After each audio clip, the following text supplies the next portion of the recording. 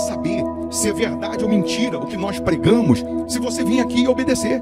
Por isso eu sempre digo que se você vir e obedecer e a sua vida não mudar, eu como a Bíblia, eu rasgo a Bíblia e vou servir o diabo, é isso mesmo. Porque a minha inteligência se recusa a aceitar, crer numa palavra que fica só no papel. Ora, se está escrito, tem que se cumprir. E Deus está lhe buscando, lhe chamando para mudar a sua história. Não é para você mudar de religião, não. De placa de igreja, não. O nosso Deus é muito maior que placa de igreja, que religião. O nosso Deus quer que você mude de vida, de história, de condição. E para isso, só depende de uma atitude sua. Deus nunca vai fazer o que você tem que fazer. O vir, o se tornar para Ele, o buscar esse Deus é contigo. Fazendo a sua parte, Ele fará a dele.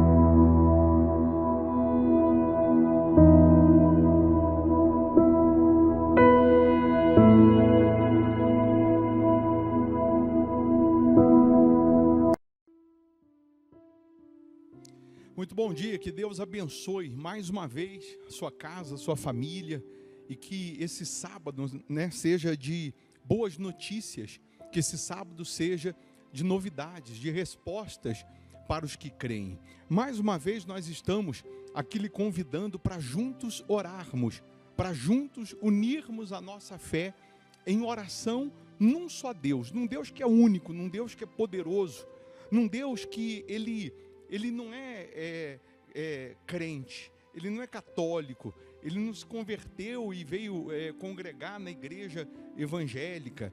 É um Deus que Ele é acima da religião, acima da placa da igreja.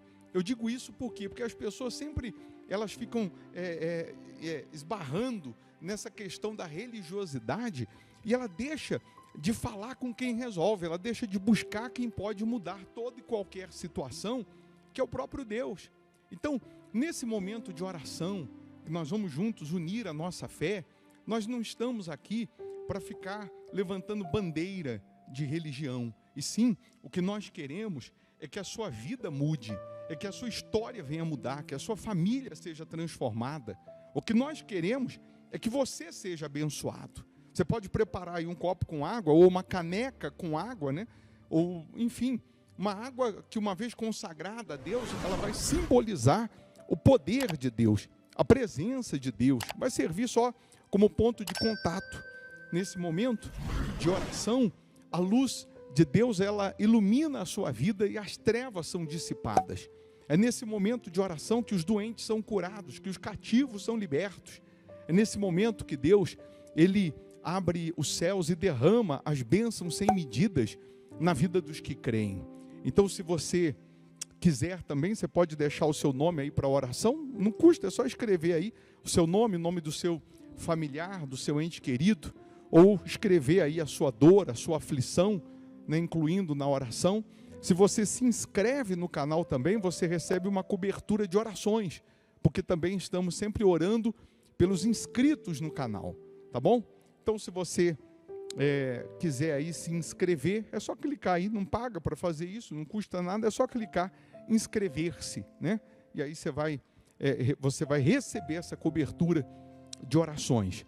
É claro que nós temos a igreja Hospital da Alma, que fica aqui em Belo Horizonte, e quando eu lhe chamo para vir num culto aqui, não tem nada a ver com religião, ou com mudança de religião, ou com placa de igreja, nada disso. É para você mudar de vida, é para você mudar de condição. Um exemplo, nesse domingo, às 8 da manhã, nós temos aquele culto que é justamente para transformar a sua vida e transformar a sua casa, a sua família, para você receber o Espírito Santo, o Espírito de Deus. Esse culto de domingo é transformador, é regenerador. A gente já começa o primeiro dia da semana, que é o domingo, considerando aquele que é o primeiro na nossa vida, que é o número 1 na nossa vida, o número único, que é o nosso Deus.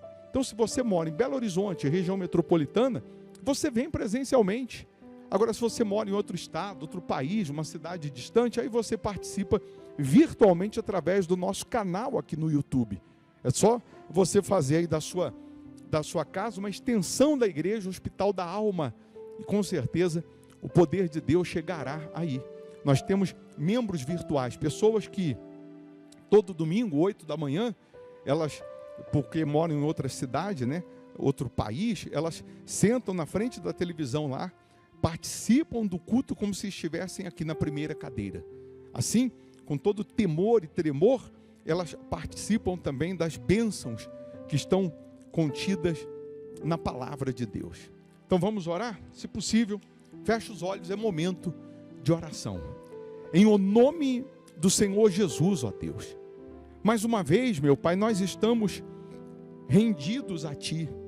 Estamos aqui na Tua presença, em oração, porque reconhecemos que sem o Senhor nada podemos fazer.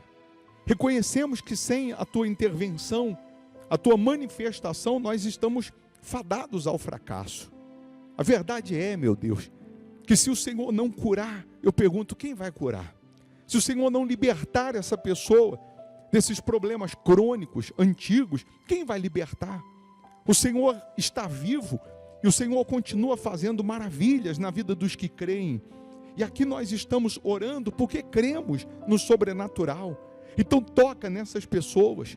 Toca de maneira, meu Deus, que toda maldição seja quebrada, que toda dor desapareça, que toda enfermidade vá embora, que nesse momento os principados, potestades sejam amarrados, que todas as forças do mal caiam por terra, que todos os espíritos malignos sejam agora destruídos, sejam banidos de uma vez por todas, e que a Tua luz, meu Deus, resplandeça na vida dessas pessoas, de maneira que haja paz, que haja harmonia nessa casa, que haja alegria.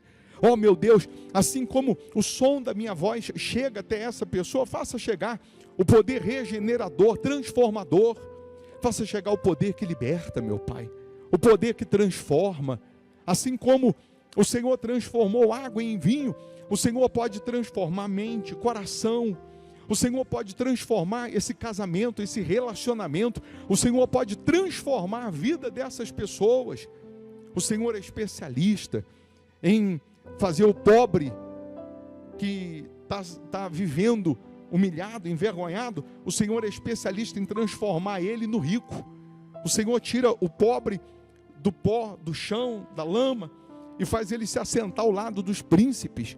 O Senhor transforma tristeza em alegria, miséria em abundância. Então transforma a vida dessas pessoas. Que esse sábado seja uma bênção, seja de paz, seja de boas notícias. Que essa família seja abençoada, meu Pai. E que essas pessoas tenham agora, nesse momento, o toque das Tuas mãos, guiando, dirigindo, orientando cada um. Consagra a água que ela preparou, que ao beber dessa água, que ela receba um santo remédio, tanto para o corpo quanto para a alma. É o que nós determinamos. Abençoa os inscritos no canal, todos os nomes incluídos na oração, que o Senhor possa visitá-los, pois nós entregamos tudo nas Tuas mãos, em nome do Pai, do Filho e do Espírito Santo. E quem crê, diga amém, e graças a Deus. Amém. O poder de Deus está aí. A presença dele está aí. Você não está sozinho, sozinha, não. Deus, Ele está aí na tua frente. É só você continuar servindo, buscando, se rendendo a Ele, que coisas novas e maiores vão acontecer. Pode ter certeza disso. Eu vou deixar aqui uma sugestão de palavra, de pregação, para te alimentar um pouco espiritualmente. Ouça. Se você puder ficar mais um pouco e ouvir, mal não vai fazer, só vai fazer bem. Pode ter certeza. E se você não puder ouvir agora, assim que você puder, ouça. Porque você, forte espiritualmente, você ganha imunidade contra o mal. Nesse domingo, querendo, nós vamos estar aqui na Avenida Amazonas, 1744, aqui em Belo Horizonte, a Igreja Hospital da Alma, às 8 da manhã. Ou se você mora longe, aí você vai participar através do nosso canal aqui no YouTube. Tá bom? Deus abençoe, bom dia. Lá no domingo, sobre grandes heróis, grandes homens da Bíblia, que erraram, que pecaram, e o seu erro, o seu pecado não definiu quem eles eram. É muito fácil a gente apedrejar, a gente jogar pedras no pecado, ou já definir, ou pré-definir, por conta do erro, a gente definir o futuro daquele que errou, como se ele não tivesse mais chance, como se Deus o tratasse com punição, não dando a ele uma segunda chance. Tem uma canção que diz assim: se você quer ganhar, tem que saber perder. Eu quero que você pense primeiro o seguinte: nós fomos treinados, nós fomos preparados para ganhar, não para perder. Todos nós, o ser humano, desde criança, se você tirar a chupeta da boca da criança, ela vai chorar porque ela não quer perder. Mas o reino de Deus, a palavra de Deus, as promessas de Deus, ela nos ensina que os grandes heróis, os grandes homens da Bíblia, antes de serem grandes, eles passaram por fases que eles perderam em algumas batalhas ou momentos da sua vida que parecia que eles estavam perdendo, mas porque eles reagiram de uma forma que os aprovou diante de Deus, lá na frente eles se tornaram heróis da fé. O herói, o vitorioso, o valente, o vencedor, ele vai ser forjado no deserto. Ele vai ser preparado no deserto. Mas na hora que ele está tomando as marretadas, na hora que ele está tomando as pauladas, na hora que ele está enfrentando as adversidades, parece que ele está sozinho. Parece que até Deus abandonou ele, até Deus o deixou. Mas tudo aquilo está cooperando para a estrutura espiritual dele. Quer ver essa canção? Trecho dela: se você quer ganhar, tem que saber perder. Se você quer ganhar, tem que saber perder. Se quer ser vencedor, Se quer ser vencedor, tem que aprender a sofrer. tem que aprender a sofrer. O caminho é estreito, O caminho é estreito que te conduz para a vida, mas a porta larga. mas a porta larga não te traz prazer.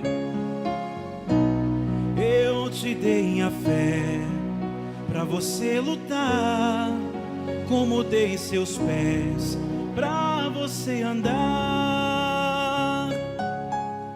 E quem não quer ouvir não tem direito de falar. Se você quer pedir, Primeiro tem que dar. primeiro tem que dar. Uma semente boa numa terra fértil nasce, e se bem regada vai frutificar. E quem quer perdão Tem que perdoar. tem que perdoar. Quem quer ser amado, aprenda a amar. Eu sou o que sou, O autor da o vida. autor da vida. Jesus está dizendo: se você quer me Se conhecer, você quer me conhecer, tem que me oferecer frutos de justiça. uma semente boa numa terra fértil. Uma semente boa numa terra fértil nasce, e se bem regada vai frutificar. E quem quer perdão, E quem quer perdão tem que perdoar. Quem quer ser amado, aprenda a amar. Eu sou o que sou, o autor da vida. Se você quer me conhecer, tem que me oferecer frutos de justiça. curve a sua cabeça, feche os olhos e diga assim: Senhor Jesus, abra o meu entendimento, fala comigo, para que eu possa alcançar a salvação que me está proposta, no nome de Jesus, amém. Nessa passagem de 2 Coríntios 9, versículo 6, o título diz: a sementeira e a colheita. Todo mundo, ou pelo menos uma grande parte, né, das pessoas, elas usam essa expressão: que você planta, você colhe. Mas sempre na questão do que você planta, você colhe, no sentido de colher o que é bom, no sentido de colher vitórias, bênçãos, conquistas, maravilhas. Mas aí ela se esquece de verificar qual é o tipo da plantação que ela vem fazendo no seu dia a dia, qual é o tipo de semente que nós estamos lançando ao decorrer dos nossos anos.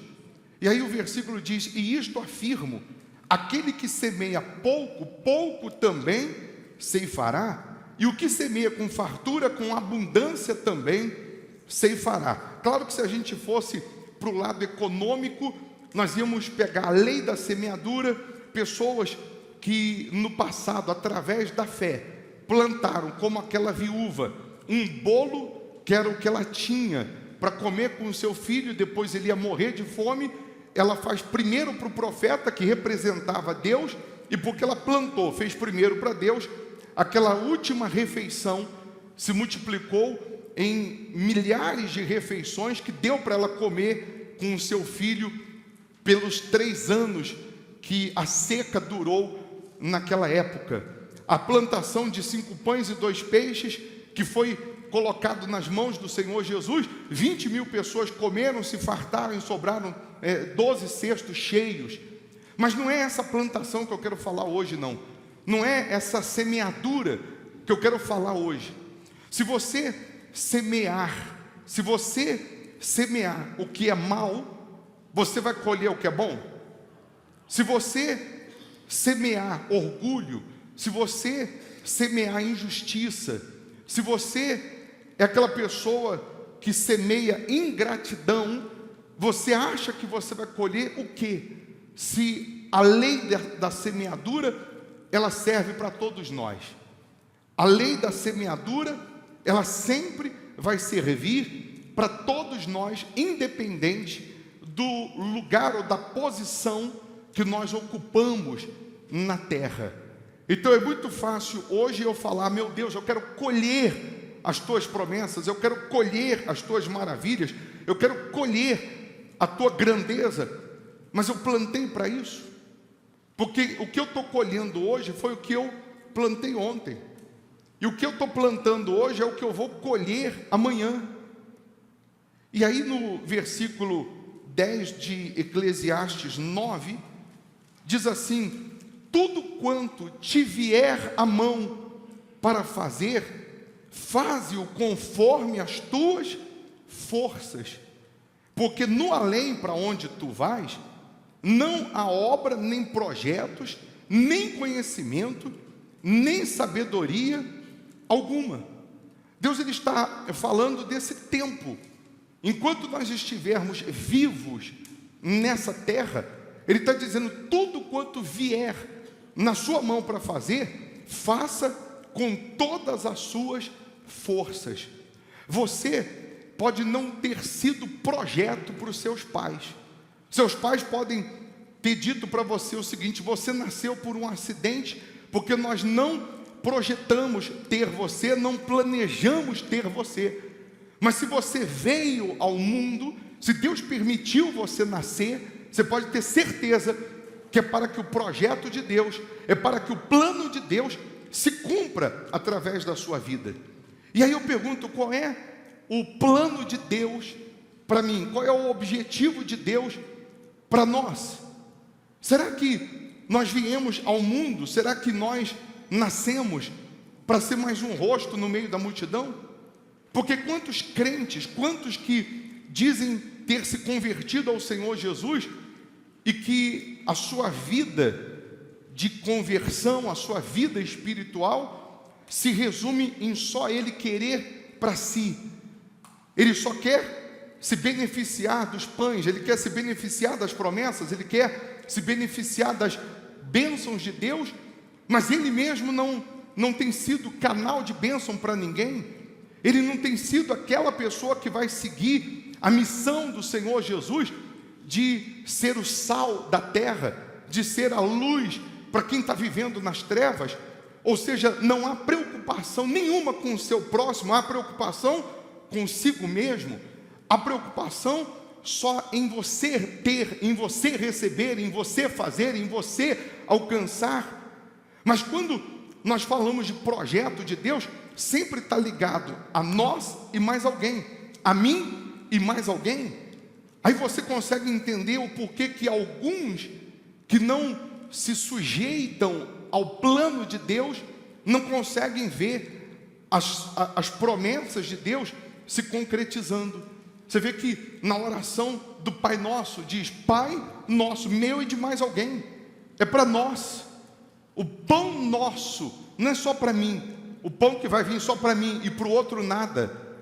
Então muitas pessoas, infelizmente, por elas serem egoístas, espiritualmente falando, elas não colocam todas as forças para cumprir a missão, o plano, o propósito de Deus na vida delas. Elas até vêm à igreja, elas até fazem as suas orações, mas elas não são, que é muito diferente fazer do que ser. Você lembra que Jesus foi na casa de Marta e Maria, e aí Marta correu fazer algumas coisas lá na cozinha, cozinhar, preparar alguma coisa para Jesus comer, e a Bíblia diz que Maria ficou aos pés de Jesus.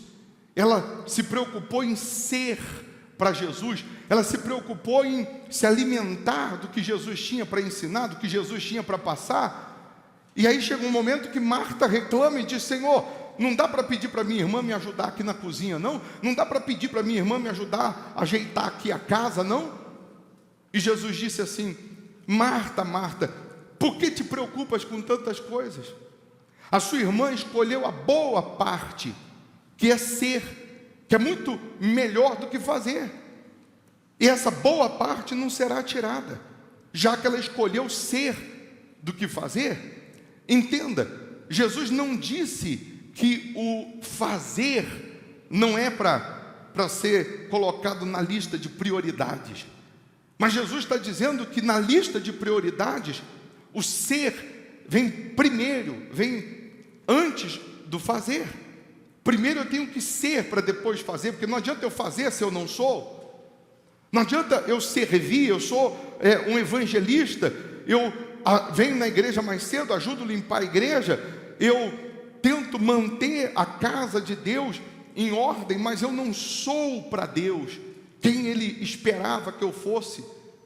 Nós falamos sobre isso no último domingo, de grandes heróis, de grandes homens na Bíblia que não eram super santos, não eram super crentes, e erraram, pecaram, e no seu erro, no seu pecado, Jesus os tratou com amor, não com desdém. Jesus os tratou com misericórdia. Jesus os tratou como um pai que abraça o seu filho e diz: está perdoado. O filho pródigo perdeu tudo, menos o pai. Quando ele se arrepende, o pai o perdoa. Judas, se tivesse se arrependido, Jesus também tinha perdoado. A diferença é que Judas não se arrependeu, Judas não pediu perdão. Então, às vezes, nós somos aquelas pessoas que não fazemos para Deus com todas as forças, porque não somos ainda para Ele como deveríamos ser com todas as forças. Somos aqueles que jogam pedras, somos aqueles que julgam, somos aqueles que plantamos o que é mal e queremos colher o que é bom, se a nossa plantação não está sendo de acordo. Aí no livro ainda de Eclesiastes, continua dizendo: vi ainda debaixo do sol que não é dos ligeiros o prêmio, nem dos valentes a vitória, nem tampouco dos sábios o pão, nem ainda dos prudentes a riqueza, nem dos inteligentes o favor. Porém, tudo depende do tempo e do acaso, pois o homem não sabe a sua hora. Como os peixes que se apanham com a rede traiçoeira, e como os passarinhos que se prendem com um laço, assim se enredam também os filhos dos homens no tempo da calamidade, quando cai de repente sobre eles. Deus, através de Salomão, está nesses 3 versículos aqui nos dando uma lição. Uma lição, como no início você cantou, se você quer ganhar, tem que saber perder. Se quer ser vencedor, tem que aprender a sofrer. E quem quer perdão, tem que perdoar. Quem quer ser amado, aprenda a amar.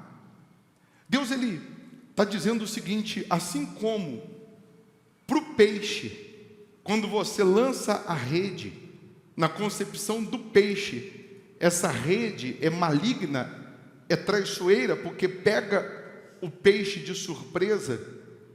Assim como para o passarinho, ele cai numa arapuca, e na concepção do passarinho, aquele foi o seu dia mau, aconteceu dessa rede traiçoeira, desse laço te pegar despercebido, ou o pegou despercebido. Deus está dizendo: pois é, isso acontece com você também. Assim como acontece com peixe, assim como acontece com passarinho, isso também pode acontecer com todos nós. O laço, o dia mau, a rede traiçoeira, ela pode surgir, ela pode aparecer naquele dia que nós estamos desapercebidos, naquele dia que nós estamos meio que com a nossa cabeça em outro lugar que não seja o reino de Deus. E aí você vai lembrar de Davi, que vai dar uma volta no palácio, e aí ele vê a mulher tomando banho, ele pede para que traga ela, ele cai, ele se prostitui, ela engravida, ele manda matar o marido dela. Justamente num dia, por uma rede traiçoeira, Davi, ele errou e pecou. Mas aí eu pergunto: você consegue definir o caráter de Davi por aquele único erro? Alguém poderia dizer: ele não presta, não tem mais chance, onde já se viu, cometer o que ele cometeu, fazer o que ele fez. Mas Deus simplesmente mandou dizer para ele através do profeta: Deus te perdoou. E colocou uma vírgula na história dele, continuou escrevendo a história dele, quando todos colocariam um ponto, um final.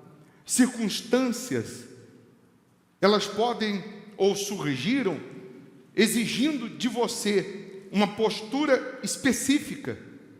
E porque você não teve uma postura específica diante daquela circunstância, você já foi apanhado por uma rede traiçoeira, por um laço. Você foi pego por uma rede traiçoeira. Quantos que estavam na sua jornada, na sua caminhada com Deus, maravilhosamente bem, e num dia ou num dia mau, como a Bíblia diz, você pecou, você falhou, você errou, você perdeu, vamos levar para outro lado, perdeu a empresa, perdeu um grande negócio, você perdeu um familiar, você perdeu uma amizade de 30, 20 anos, e parece que por conta disso a sua vida acabou. Por quê? Porque nós não somos e não fomos preparados para suportar o dia mau. Nós não fomos preparados para isso. Antes de José ser quem ele foi, ele passou pelo dia mau, ele passou pelas redes traiçoeiras, de ter sido vendido, de ter sido caluniado, de ter sido preso, etc, etc, etc, para depois ele ser o que Deus queria que ele fosse, governador do Egito. Mas será que nós estamos preparados para o processo? Porque Deus, Ele diz para a gente qual é o sonho, qual é o plano, o que Ele quer para você, onde Ele quer que você chegue. Mas se Ele contar para a gente o processo para a gente chegar lá, nós não vamos querer, porque o processo, na sua maioria, é dolorido. O processo, na sua maioria, é de lágrimas, de fel, é de amargo, é de amargura. Não é fácil. Mas quando você faz com todas as suas forças, mesmo que você esteja hoje no dia mau, mesmo que você esteja amargurado, angustiado, porque, pessoal, servir a Deus, andar com Deus, não é você viver no mundo da Alice, no País das Maravilhas. As pessoas pensam que andando com Deus vão viver no mundo da Alice, no País das Maravilhas. E aí no primeiro aborrecimento que ela passa, na primeira tribulação que ela enfrenta, na primeira dificuldade que ela enfrenta, ela acha que Deus a abandonou, ela acha que Deus não está olhando para ela, ela acha que Deus não está vendo a sua situação. Por quê? Porque prepararam ela para viver no mundo das maravilhas, quando não é. Nós enfrentamos guerras, nós enfrentamos lutas, nós enfrentamos perturbações, tempestades, os laços do mal, mas a nossa fé continua focada em Deus, a nossa visão voltada para Deus. Nós não vamos nos abater, nós somos angustiados, somos perseguidos, como Paulo disse, mas nós não vamos nos deixar vencer por isso. Mas ele está dizendo que nós vamos passar pelas lutas, nós vamos passar pelo vale da sombra da morte. E na hora que você está passando por esse vale, qual é a sua reação? Qual é a sua atitude? Nas horas ruins, nas horas más, quais são as nossas atitudes? Porque a fé sem obras, ela é morta. A fé sem atitude, sem a prática, sem a confiança, sem a perseverança, ela é morta. É o que diz aí em Tiago 2, o título diz: a fé sem obras é morta. Meus irmãos, qual é o proveito se alguém disser que tem fé, mas não tiver obras? Pode acaso semelhante fé salvá-lo? Em outras palavras, Deus está dizendo o seguinte: o que adianta você bater no peito e dizer que tem uma fé extraordinária, que você ora 24 horas de joelho, que você lê a Bíblia o dia inteiro na sua casa? O que adianta você dizer eu tenho uma fé extraordinária, mas cadê as suas obras? Cadê as obras dessa fé?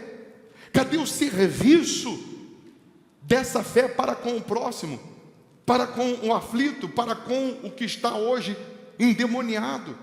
O que nós estamos fazendo pelo nosso próximo?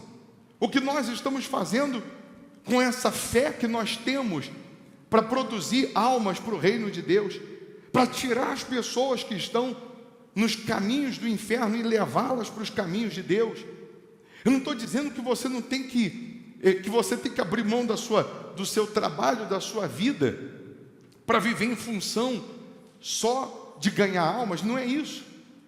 Mas é você saber dosar, é você saber que a fé só de boca, só de palavra, ou a fé que é só para si, que é só para você receber, que é só para você se beneficiar, que é só para você conquistar, essa fé é morta. A fé que é egoísta é morta. Você lembra do cego que, quando Jesus estava passando por um caminho, começou a clamar, começou a gritar, começou a pedir: tem misericórdia de mim? E as pessoas pediam para que ele se calasse, ele gritava mais alto, por quê? Porque aquele cego, mesmo sendo cego, ele colocou toda a sua força naquele dia, naquele momento, porque ele viu ali, ele enxergou, mesmo sendo cego, o que ninguém com os olhos sãos enxergou, que era a sua grande oportunidade que era a sua única oportunidade. Então, mesmo as pessoas dizendo para ele se calar, mesmo as pessoas dizendo para ele ficar calado, quieto, ele colocou toda a sua força, até que Jesus parou, pediu para que trouxessem esse cego. E quando quando o cego se aproximou de Jesus, Jesus fez uma pergunta que para a gente é tão ilógica, óbvia, que a gente às vezes até fala, mas Jesus fazer essa pergunta? Perguntar para um cego se ele quer ser curado, ou o que ele quer, parece algo ilógico. Mas Jesus perguntou para ele o que ele queria, porque às vezes o cego está tão cego que nem ele sabe o que ele quer. Às vezes nós estamos tão cegos, espiritualmente falando, que nem nós sabemos o que nós queremos. E aí Jesus pergunta: o que queres que eu te faça? Ele disse que eu torne a ver. Tem uma outra versão da Bíblia, que eu não botei na folha agora, mas tem uma outra versão, seguindo os estudos da teologia, que o cego, ele, em outras palavras, que eu não lembro agora, mas em outras palavras ele estava dizendo o seguinte: eu quero te ver agora, ainda que daqui a pouco eu volte a ser cego. A única coisa que eu quero, Jesus, é te ver agora. Todo mundo está te vendo. Eu queria pelo menos isso, te ver, ainda que fosse temporariamente, e depois voltar a ser cego. Mas eu queria muito te ver agora. Aí você entende por que Jesus disse para ele: a tua fé te salvou, não só te curou. Porque Jesus viu nele a intenção que ele queria enxergar, não era só para si, não era só para o bel prazer dele, mas ele só queria ver Jesus. Jesus sabe das nossas intenções. Você quer ser curado para quê? Só para você estar livre da dor, ou para que através dessa cura você glorifique Jesus, dê testemunho de Jesus? Você quer prosperar para quê? Só para encher o bolso de dinheiro? Ou você quer prosperar para ser alguma coisa para Deus? Servir a Jesus no ganho de almas? Você quer conquistar alguma coisa, algum milagre, alguma resposta? Para quê? Só para si? Ou para que Jesus seja visto na sua vida através desse milagre? Qual é a nossa intenção? Porque ele, sabendo da nossa intenção, ele conhecendo a nossa intenção, ele pode ouvir a gente gritando pelo nome dele, porque a nossa intenção não é servi-lo, e sim se servir dele. Ele pode continuar a caminhada e não parar, mas ele parou porque ele viu naquele cego uma intenção que ele não viu em ninguém daquela multidão. Ele parou e ninguém da multidão fez ele parar, mas o cego fez ele parar, porque ele viu no cego o que não enxergou em ninguém. Se Jesus vê em você, em mim, a intenção de agradá-lo, a intenção de fazer com todas as nossas forças, se ele vê em nós a intenção de realmente glorificar o nome dele, ele vai parar e vai nos atender. Você caiu num laço, você caiu no pecado, você caiu numa arapuca, ele te perdoa, ele te lava, ele te limpa, ele pega na tua mão e diz: vamos embora, não para não desiste não. Eu disse no domingo, o não perdoar é pior do que pecar. Às vezes a mulher diz assim: o meu marido errou comigo e o meu casamento acabou porque ele errou comigo. Não, o casamento não acabou porque ele errou com você, acabou porque você não perdoou, porque ele pediu perdão, você viu sinceridade nele e você não perdoou. Então não perdoar é muito mais sério, mais grave do que o pecar. Se eu preciso de perdão, eu também tenho que perdoar. Está no Pai Nosso, não está escrito lá no Pai Nosso? Isso aí, para perdoar as nossas ofensas, assim como nós perdoamos Não é assim? Ou nós não precisamos de perdão? Ou nós não falhamos, não erramos, não pecamos? Ou somos super santos, super crentes, que não temos defeitos, não temos erros, não temos falhas? Aí você vai jogar fora um relacionamento de 30 anos porque ele errou e ele já pediu perdão e você viu sinceridade, você não perdoa? Você vai jogar fora uma amizade de 20, de 15 anos, de 30 anos, porque esse seu amigo errou com você, pisou na bola com você, e você não dá uma segunda chance, você quer colocar um ponto final na história, quando você deveria colocar vírgula, porque Deus coloca vírgula e continua escrevendo. Deus coloca vírgula e continua escrevendo a nossa história. O plano de Deus, para mim, para você, ele não pode parar. Ele não pode ser interrompido. Não quer dizer que estamos livres para pecar. Não quer dizer que estamos livres para errar. Mas se uma circunstância exigiu de você uma postura que você não teve, você caiu num laço, caiu numa cilada, caiu numa armadilha, não fica caído não. O pecado faz você correr de Deus quando era para você correr para Deus. O pecado faz você se distanciar da palavra de Deus, se esconder de Deus como Adão e Eva fizeram. Quando você deveria correr para Deus e falar como o filho pródigo falou: eu pequei, eu errei, eu vacilei, eu preciso de perdão. E o Senhor Jesus vai te perdoar. O Senhor Jesus vai te lavar. Tem esposa que até hoje não conseguiu perdoar o marido. Tem marido que até hoje não conseguiu perdoar a esposa. Tem filho que até hoje não conseguiu perdoar o pai, porque o pai errou com você. E o pai que errou com você, ele errou porque ele também caiu num laço. A mãe que errou com você, falou o que não deveria falar, também caiu num laço.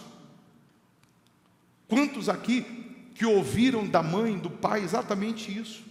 Você era para ter sido abortado, você não era para ter nascido, e até hoje você carrega uma mágoa, carrega uma dor. Mas essa mãe ou esse pai que errou com você precisa tanto de misericórdia quanto você. Todos nós precisamos.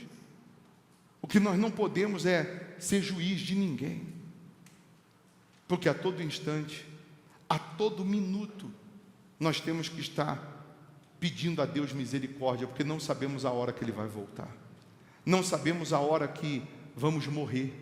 Você pode morrer hoje, eu posso morrer hoje, nós podemos morrer agora. E a nossa alma? Para onde vai? Para onde vai a nossa alma? Será que estamos de acordo com a vontade de Deus?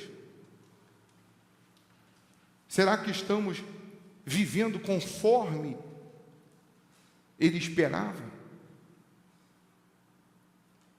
Mas se você agora, se não está vivendo, se agora você decidir viver, Ele lança no mar do esquecimento o seu pecado, o seu passado, e Ele coloca uma vírgula e continua escrevendo sua história, para você fazer com todas as suas forças para Ele, com excelência, para você ser para Ele quem Ele quer que você seja, e o Espírito dele em você fará de você um instrumento de valor para Deus. Você pode não ter valor para ninguém aí fora, mas você tem um valor extraordinário para o Senhor Jesus. Você não tem ideia da missão que Jesus tem para você, da missão que Jesus tem para cada um de nós. Nós só estamos vivos porque temos uma missão que vem de Deus para concluir. Então, o laço, a armadilha pode surgir para um, para outro, para qualquer um, mas você não pode ficar preso no laço. O sujeito pecou, ele se arrepende e abandona o pecado. Ele não continua no pecado, ele não continua no erro. Agora, nesse momento, nos presídios, nós temos pessoas que foram pegas por esse laço. Por um laço, num momento de ira, de revolta, ele matou. Mas o caráter dele não é mau. O caráter dele não é assim. Se no presídio ele se converter, ele se entregar, meu Deus, me perdoa. Eu preciso te conhecer e ser usado pelo Senhor. O Espírito de Deus vem, há uma troca de espírito. Sai aquele espírito do mal, entra o Espírito de Deus, e ele sai do presídio e pode fazer para Jesus o que nós, em liberdade, não fizemos. Ele pode fazer em poucos dias o que nós, em liberdade, a vida inteira não fizemos. Porque não fazemos com todas as forças. Fique em pé no seu lugar, por favor. Eu queria que nessa oração você se colocasse e meditasse, por exemplo, na história de Jó. Jó perdeu tudo. Deus permitiu Jó perder família, bens, saúde, ficou se raspando com um caco de vidro, cheio de úlceras. Mas ele só não perdeu a fé. Com tudo que ele perdeu, foi para a lama, para o chão, para o pó. Ele disse: o meu Redentor vive. E ainda que ele tenha que aparecer no último dia, mas ele vai aparecer e vai mudar tudo isso. Mas e eu, você no lugar de Jó? Por muito pouco a gente blasfema. Conversa não. Por muito pouco a gente blasfema. Nós, no lugar de Jó, por muito pouco a gente acha que Deus esqueceu da gente, que Deus nos abandonou. Jó perdeu absolutamente tudo. Ele só não perdeu a sua comunhão com Deus. Porque a sua comunhão com Deus não estava apoiada nas suas conquistas, ou na falta delas. A gente começa a medir a nossa vida espiritual o seguinte: se estamos conquistando, se a coisa está indo bem, então a gente está bem com Deus, está tudo certo.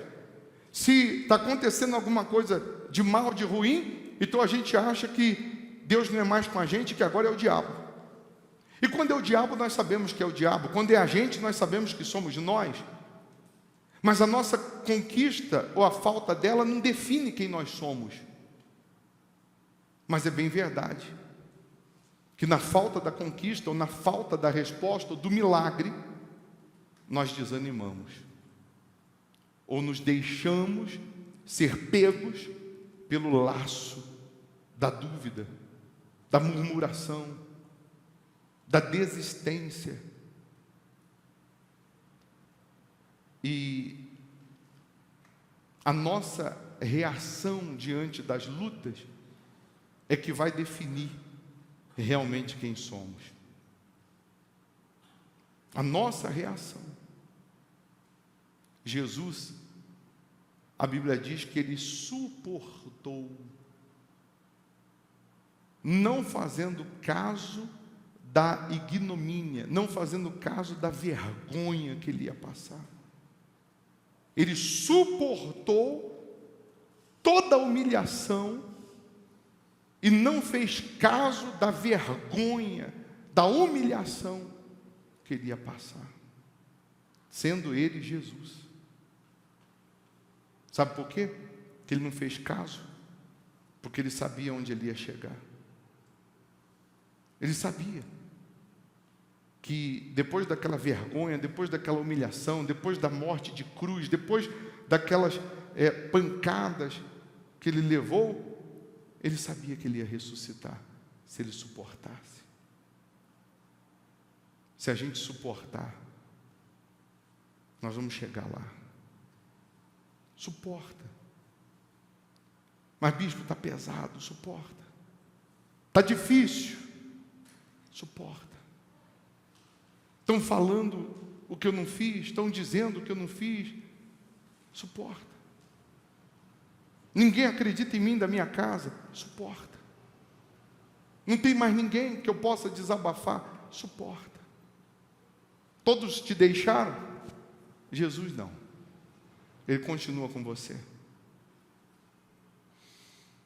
É só você permanecer. Amém?